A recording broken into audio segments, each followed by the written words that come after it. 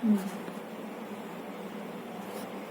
اللہ الرحمن الرحیم الحمدللہ والصلاة والسلام علی سیدنا مولانا رسول اللہ وعلی آلہ واصحابہ اجمعین وبعد۔ ناظرین و سامعین، السلام علیکم ورحمۃ اللہ تعالی وبرکاتہ۔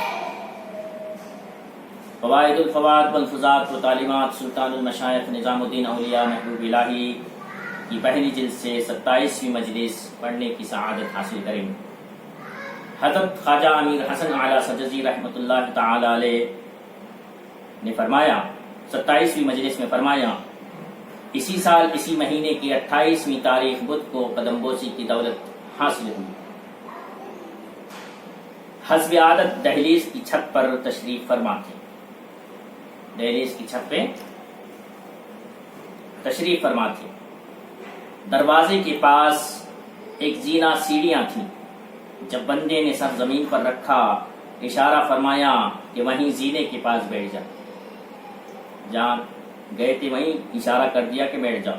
جب بندے نے سر زمین پر رکھا تو اشارہ فرمایا کہ وہیں زینے کے پاس بیٹھ جاؤ۔ میں بیٹھ گیا۔ جب بھی دروازے کے ایک پٹ پر ہوا کا جھونکا لگتا وہ بند ہو جاتا، ہوا کا جھونکا آتا تو وہ بند ہو جاتا۔ بندے نے اس دروازے کو اپنے ایک ہاتھ سے مضبوط پکڑ لیا تاکہ کھلا رہے۔ دروازے کو زور سے پکڑ کے رکھا تاکہ وہ کھلا رہے۔ کچھ وقت گزرا، بندے کی طرف نگاہ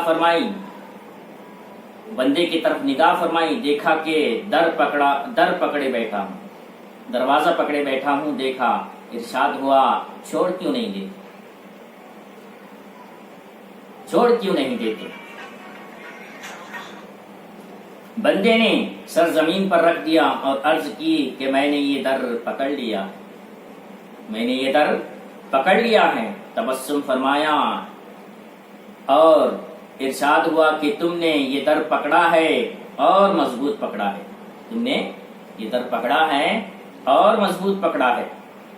اس کے بعد زبان مبارک سے ارشاد ہوا، نظام الدین اولیاء محبوب الہی نے فرمایا کہ شیخ بہاؤالدین زکریا رحمۃ اللہ تعالی علیہ بارہا فرماتے تھے، ہر دری اور ہر سری نہ بنو۔ ہر دری یعنی ہر ایک کے در کو پکڑنے والے اور ہر ایک کے پاس سر جھکانے والے نہ بنو۔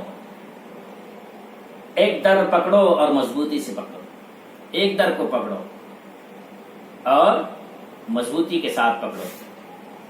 اس کے بعد حکایت بیان فرمائی کہ ایک روز صبح کے وقت کوئی دیوانہ ایک دروازے پر کھڑا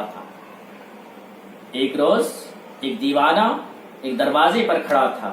جب دروازہ کھولا گیا تو خلقت باہر آئی، ہر شخص کسی جانب روانہ ہو گیا، کوئی دائیں طرف، کوئی بائیں طرف، کوئی سامنے، ہر ایک کسی طرف چلا گیا۔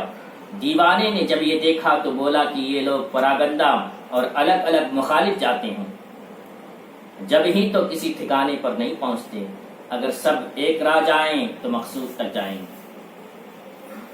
ادھر ادھر جائیں گے، ایک ہی راستہ اگر چلیں گے تو وہ مقصود تک پہنچ جائیں گے۔ پھر قلت طعام کا، کھانا کم کھانے کا ذکر آیا، نکلا اور اس بات کا کہ بھرے پیٹ پر کچھ کھانے کا کیا نفع نقصان ہے۔ زبان مبارک سے ارشاد فرمایا کہ بھرے پیٹ کچھ کھانا دو آدمیوں کے سوا کسی کے لیے درست نہیں ہے، یعنی پیٹ بھر کے کھانا دو آدمیوں کے علاوہ کسی کے لیے درست نہیں ہے۔ ایک تو وہ جس کے یہاں کوئی مہمان آیا ہوا ہو، اگرچہ وہ شخص سیر ہو چکا ہو، تاہم اس خیال سے کہ مہمان کچھ کھا لے، اس کو جائز ہے۔ یعنی مہمان آیا ہے، مہمان کے ساتھ میں کھانا کھا رہے ہیں، ہمارا پیٹ بھر گیا ہے، تب بھی مہمان ہمارا اور کھائے، مزید اسے کھلانے کے لیے ہم اور کھاتے ہیں، یہ اس کو جائز ہے کہ کسی قدر پیٹ مہمان کھا لے، اس کو جائز ہے کہ کسی قدر بھرے پیٹ پر بھی مزید کھا لے۔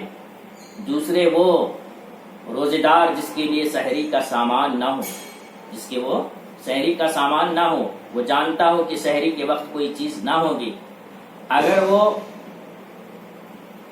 وہ چھکا ہوا ہونے پر بھی کچھ کھا لے تو جائز ہے، ٹھیک ہے۔ جو روزے دار ہے وہ سحری کے پاس کچھ سامان نہیں رکھتا تو وہ بھرے پیٹ سے کچھ زیادہ کھا سکتا ہے۔ پھر مسنون دعاؤں کا ذکر نکلا، کہ فرمایا کہ اگر کوئی شخص کسی مصیبت اور بلا میں گرفتار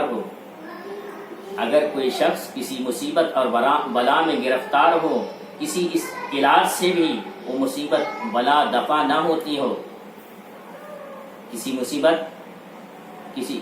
علاج سے وہ مصیبت اور بلا دور نہیں ہوتی ہو، تو اس کا علاج سلطان المشائخ نے فرمایا جمعے کے روز عصر کی نماز کے بعد غروب کے وقت تک کسی کام میں نہ لگے، عصر کی نماز پڑھے، غروب آفتاب تک کوئی کام نہ کرے، سوائے ان 3 اسماء کے ذکر کرے، ان تینوں کو ایک ساتھ پڑھے، اللہ تبارک و تعالیٰ کے 3 نام ایک ساتھ ان تینوں ناموں کو پڑھے۔ وہ 3 نام کون سے ہیں؟ یا اللہ، یا رحمان، یا رحیم، ضرور اس رنج سے خلاصی مل جائے۔ جمعہ کے دن کیا کرنا ہے؟ عصر کی نماز کے بعد سے لے کر سورج کے غروب ہونے تک کسی سے بات چیت نہیں کرنا، خاموشی کے ساتھ اکیلے بیٹھ کے عصر سے لے کے مغرب کی اذان تک جو ہے یا اللہ، یا رحمان، یا رحیم، یا اللہ، یا رحمان، یا رحیم کثرت سے پڑھتے رہنا۔ پڑھیں گے تو جو بھی رنج ہوگا، مصیبت ہوگا، اور اس ایسی بلا مصیبت جو کسی علاج سے ختم نہیں ہوتی ہو، وہ اس چیز کو پڑھنے سے، یا اللہ، یا رحمان، یا رحیم عصر کے بعد جمعہ کے دن عصر کے بعد پڑھنے سے اس رنج سے، اس مصیبت سے، اس بلا سے اسے چھٹکارا ملتا ہے۔ ہم دعا کرتے ہیں کہ اللہ تبارک و تعالی ہمیں مشائخ کے ان ملفوظات کو پر عمل کرنے اور اسے دوسروں تک پہنچانے کی توفیق عطا فرمائے۔ جو کچھ کہنے سننے میں غلطیاں خامیاں ہوئیں، اللہ ان کو معاف فرمائے۔ وآخر دعوانا ان الحمدللہ رب العالمین۔